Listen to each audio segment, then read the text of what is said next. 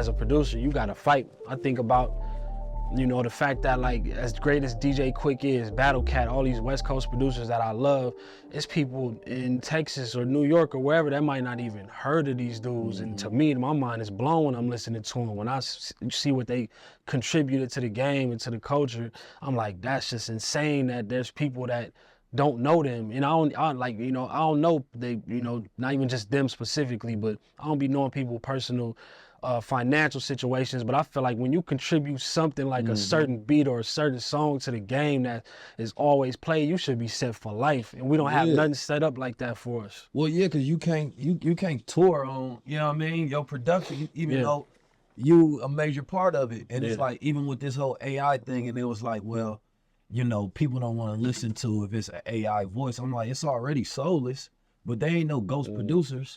You feel me? Like, there can be a ghost writer and you can literally handcraft and put together an artist based on somebody else's everything. You can't do that with a producer. You got to literally be in there into the art craft and it had an ear for it. 100. That value always has to be there. It ain't it's never been a duplication for that. But with artists, you can create a reference track, you know what I mean? Tell them how to say, tell them how to dress, create a persona around them. And you know, you just created a whole fake gangster rapper. You feel me? You can't do that with a great producer. Like, you literally got to know how to come in here and utilize this board. Otherwise, you got to get out the way. 100. So that's why I always look at it like, y'all literally replace whole bands. You know what I'm saying? Like, y'all will band emulate us. Like, I'll go to a rehearsal for, you know, Nas or whoever that's about to go on tour, and the band is like, bro, how did you think of this pocket? I ain't never played drums in my life, but they like, bro, you had to have been a drummer at some point, and I'm like, nah, bro, I just like, that's the way my mind think. Like, I think of different patterns and just put them in places that feel normal, but it's something that's just a little different about it. So what about Hit Boy as a rapper though? You know what I mean? What was the first song y'all did together? You know, first song we did. It's in my eyes. That was I produced on that, or I rapped on that too. Oh, you talking about rapping? No, you produced that. Right? I mean, grinding was that the first shit we did. I had a deal back in 2013, 14, and that's when Pops was home last. You know, I had the label budget, all that. We doing videos, we moving, like, you know what I mean? And that was the song Grinding My Whole Life. Like, got a lot of love off of that. You know what I mean? Had people remixing it and everything. And that's what was so hurtful, like, for that to come out. You know, he get around people like Puff, Jay, 50, all these people embracing him, like, oh, he dope, whoop-de-whoop, like telling me, you know, giving me pointers and all that.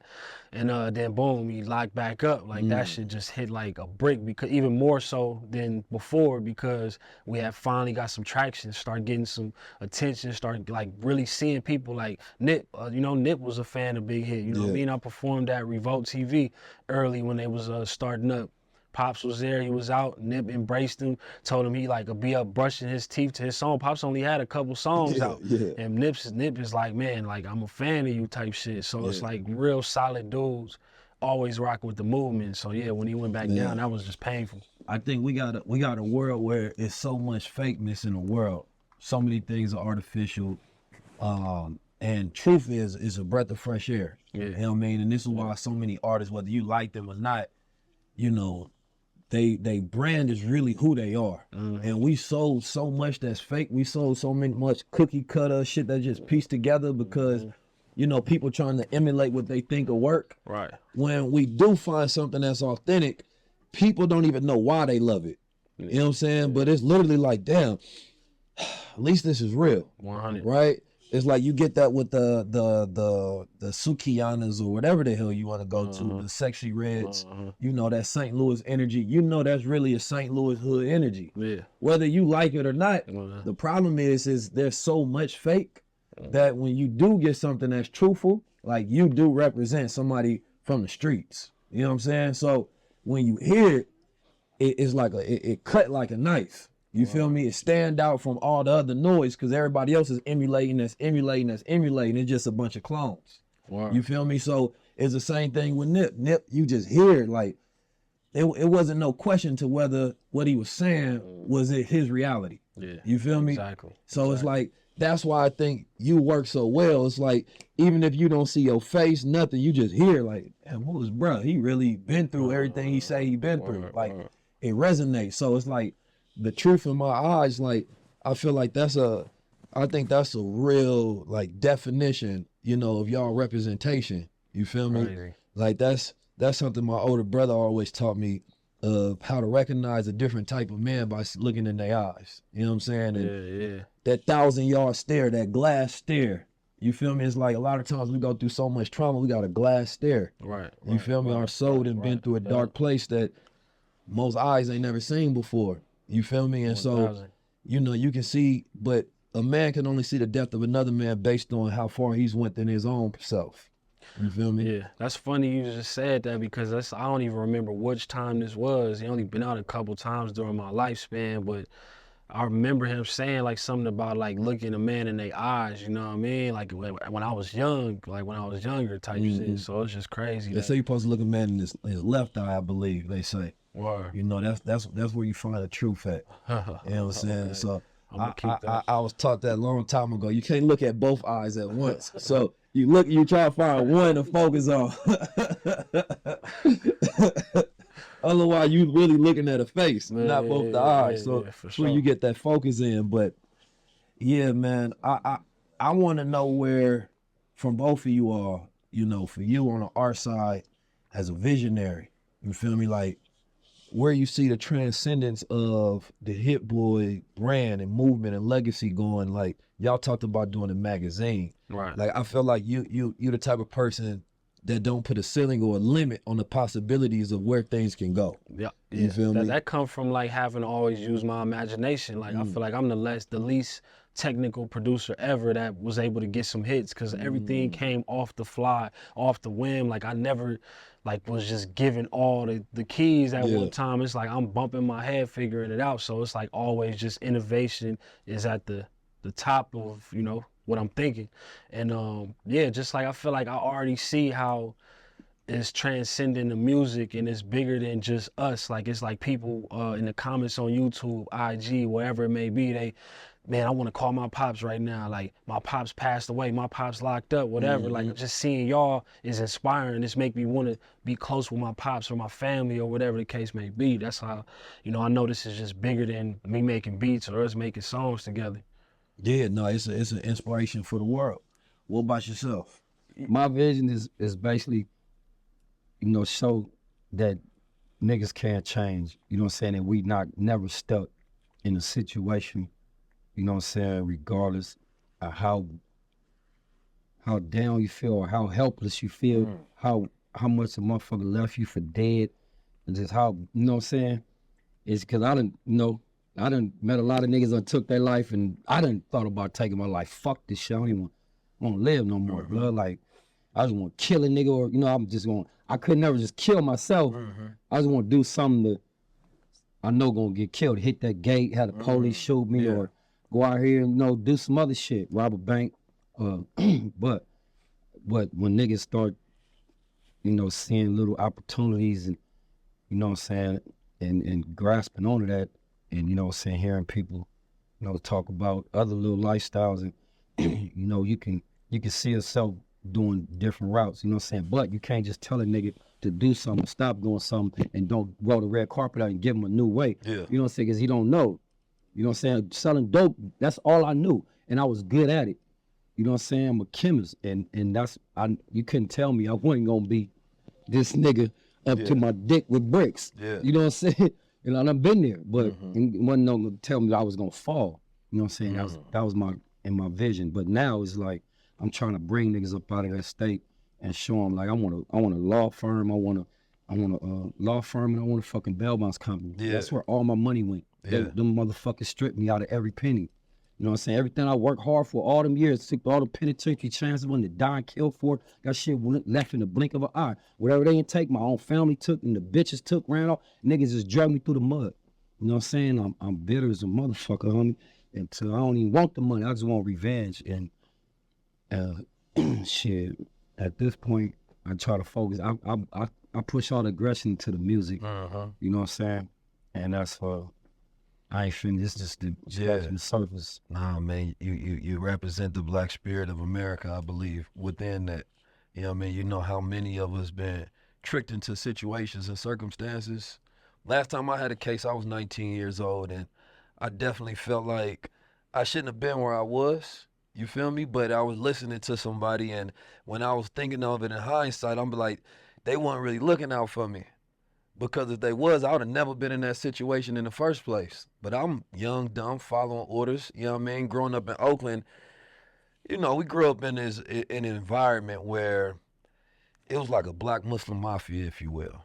You know what I mean? So when you add that religion plus God and plus you in the ranks, right? You listen because you believe, number one, this world that we in is everything.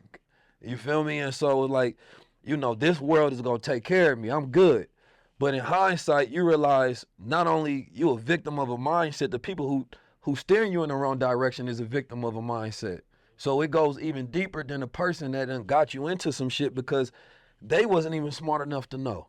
You feel me? So it's like for me, yeah, they call it a dark night of the soul when you go through something traumatic and you gotta go through darkness just to appreciate the light again because the world that you was in betrayed you. You feel me? And you gotta go through that period again where you re-nurture yourself to figure out what was it all for. And then when you step back out there, you step back out there with the lessons, right? Like the lessons that you got, and even without you ever having to say it, your energy is felt. You know what I'm saying?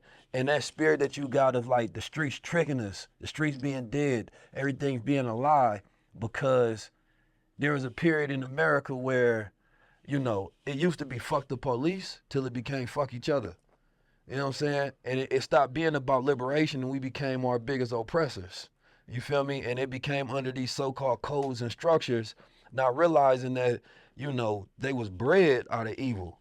You know what I'm saying? Nothing was about you being free and living and you setting your family up for years to come. And that's why I asked about a vision, because in our realities, we don't usually have a vision for the future. So our future ain't determined by us. You feel me? It's determined by circumstances and environment.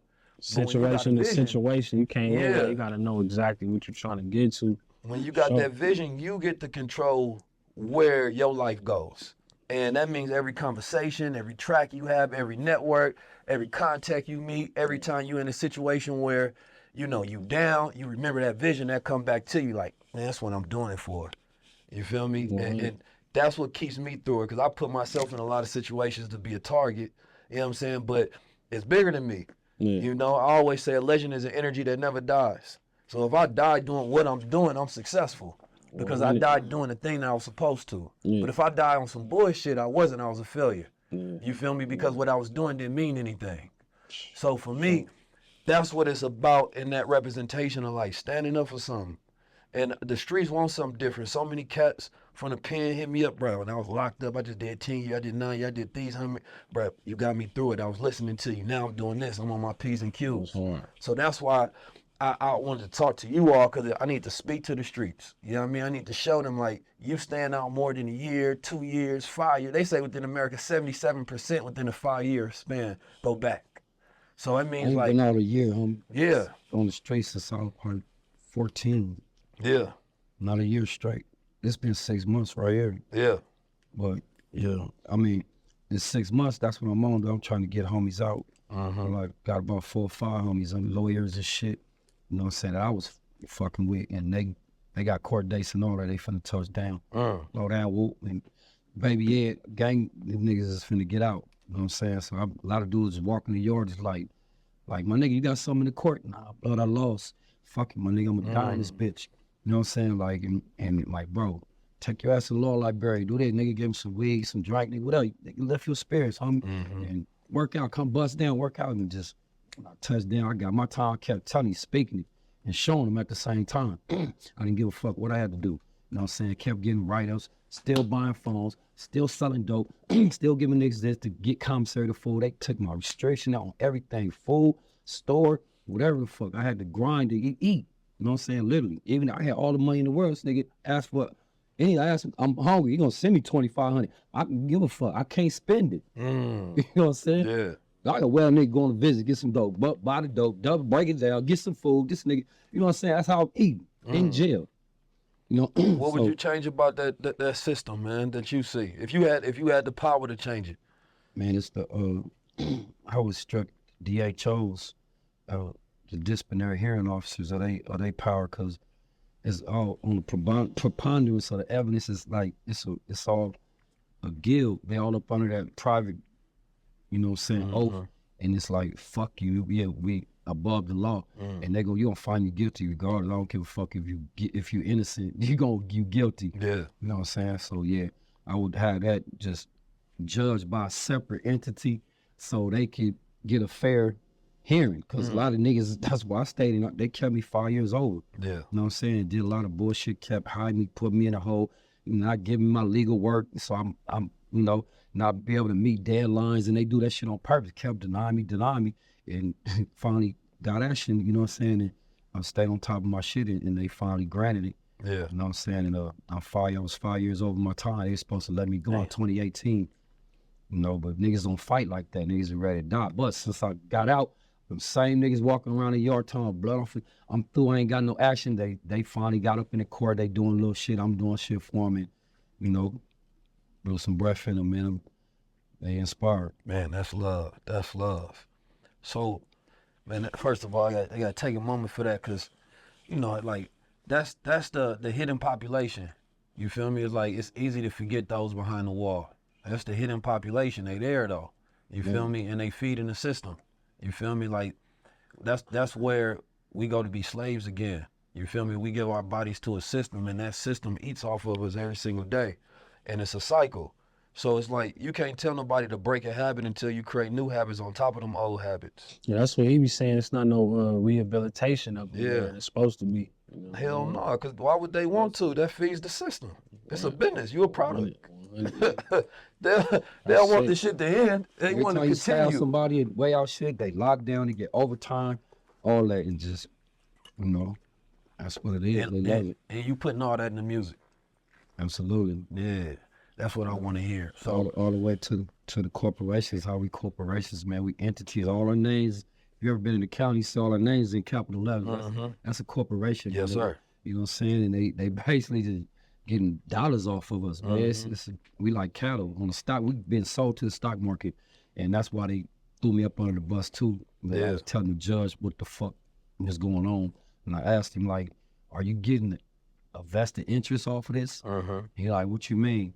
I said, if you convict me and send me to the prison, to the penitentiary, are you getting a percentage of that fucking bond? He's like, what? I said, you know what I'm talking about. Yeah, he know. He said, I can't answer that. Just like that, bro, on me. Honorable Minister Louis Farrakhan said in 1995 at the Million Man March, first thing he talked about was the secret of America was the black body. You know what I'm saying? We the battery power of America. You know what I mean? We was their first product, their first asset, you know, their first currency, right? Even in the industry, you know, it's our energy that powers it, but we don't own it. And they've always mastered how to manage our energy, right? So they put us under systems, right? Strip us of our names. Like you said, they put us in systems where they give you the caps letter name, and, you know, you become a bond and we become human capital, right? And we don't realize how the streets is a farm. You know what I'm saying? The streets is a new plantation. And so they want you to take on the mentality of the streets, because once you get that mentality, they know that mentality is most likely gonna lead you to this part of the system. It's a cycle. So my whole thing be like, if we can educate people out of slavery, we can educate you out of poverty. We can't force it to you though. It's not until you want that for yourself, and you got to see enough options. And if you can't change the environment, a lot of times you can't change yourself. So you got to be able to step out the environment, because the environment will make you sick. So it's like the language of the environment, do this, do that, do that. It's just them same old habits pulling on your old self, trying to re-trigger you to do the thing that's comfortable with you. So like when you start making change, a lot of people don't realize, like, they fear your change because they got to look in the mirror and say, how come I ain't doing the same? So it's like everything you go through is going to be a test. You know what I'm saying? It's a test to yourself to see that if you really about the ideas that's in your head, then it's a test to those in the streets to see if it's really real. And a lot of people will use your success or failure as their excuse. You feel me? So if he don't make it, I knew it wasn't possible. If he do make it, damn, All right, that's what's up. I know I can do something different.